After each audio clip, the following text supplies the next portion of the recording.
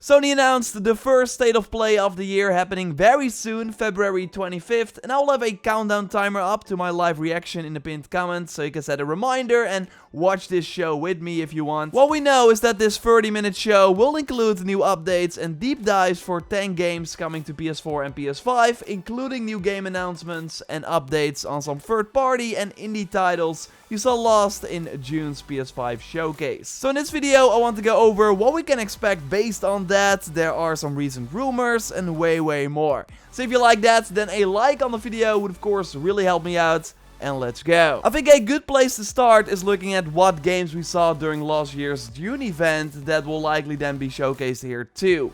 Resident Evil 8 is a safe bet. I'm not sure if you played that PlayStation 5 engine demo. It's really short, but really cool. Like, if the game looks like this on PS5 when it comes out, it's gonna be glorious. And it comes out on May 7th, so it would be the perfect opportunity here during this State of Play to highlight the title again. Okay, now Bridge of Spirits totally looked interesting during that June event. It's a PS5 exclusive action-adventure game, beautiful graphics, and it was supposed to be a launch title, but then got pushed to Q1 2021. So yeah, it should launch in March then, although maybe it gets pushed to like April or something. High chance that we see an update during this event with a release date. And maybe they launch it in PlayStation Plus, just like we saw with Bugsnax and this month with Destruction All-Stars. Let's not expect it, but I do think it's a possibility. And we saw more indie games during that June show. Stray, where you play a cat in a futuristic world, looked pretty cool, so maybe we get an update here. Returnal was of course also announced there. It's a pretty high budget roguelike from the creators of Resogun. It was delayed recently to April 30th, so this is really one of the final moments they can use to push it.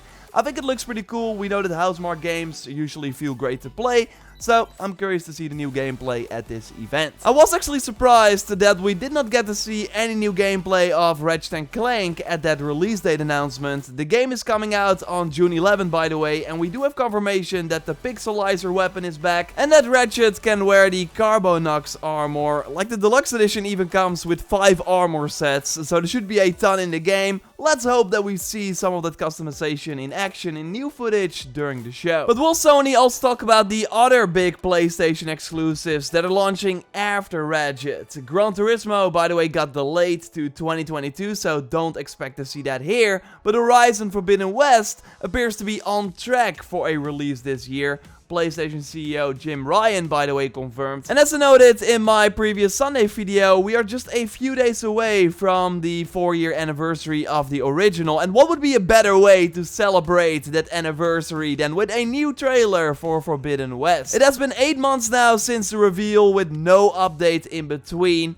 Let's not get our hopes up though, because there's no tease from Guerrilla or anyone like confirming that Forbidden West will be there. I think it would make sense, but again, let's keep our expectations in check. I think that's the smartest approach here. And then we of course also have to talk about the new God of War. Cory Barlog already said that he did not even know that this State of Play was happening, and I just think that a reveal for God of War would be hyped up way more. So I don't expect it to be here. It's also likely not coming out this year anymore, because while Jim Ryan did heavily imply that Horizon is going to make it, he did not talk about God of War at all. And Jason Schreier also heavily implied that it's not happening, which of course expected. I think they will save God of War for a summer event instead, like showcase new gameplay, and then the delay to 2022 is less of an issue. Now, more realistic are PS5 updates for PS4 exclusives. Like Horizon, for example. Like, let me play that game in 60 FPS on PS5 would also be a cool anniversary update.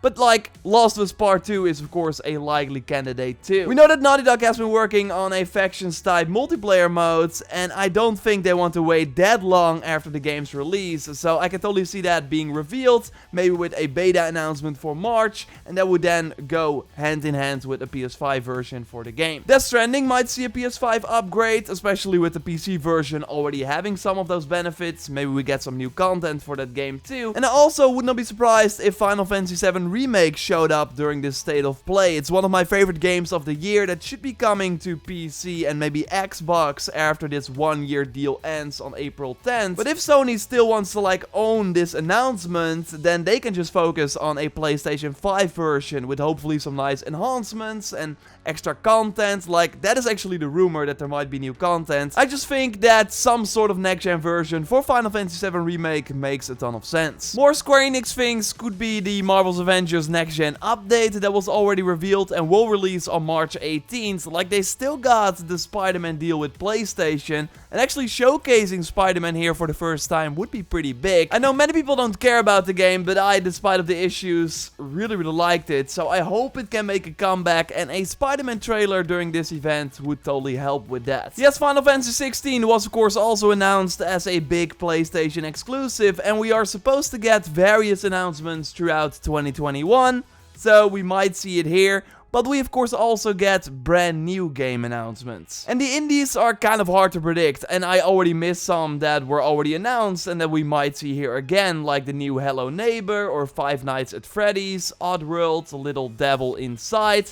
They all were at a previous PlayStation event and could show up here again. Let's not forget that they announced this event 2 days in advance, so I really think the bulk of the show will be about indies. But if we look at potential big games that we could see here, I immediately jumped to the new Saints Row, because it was supposed to be announced in 2020. That obviously did not happen, but we did hear rumblings of Sony approaching every publisher with like exclusive deals, and I think if they approach Deep Silver, then you want to get Saints Row.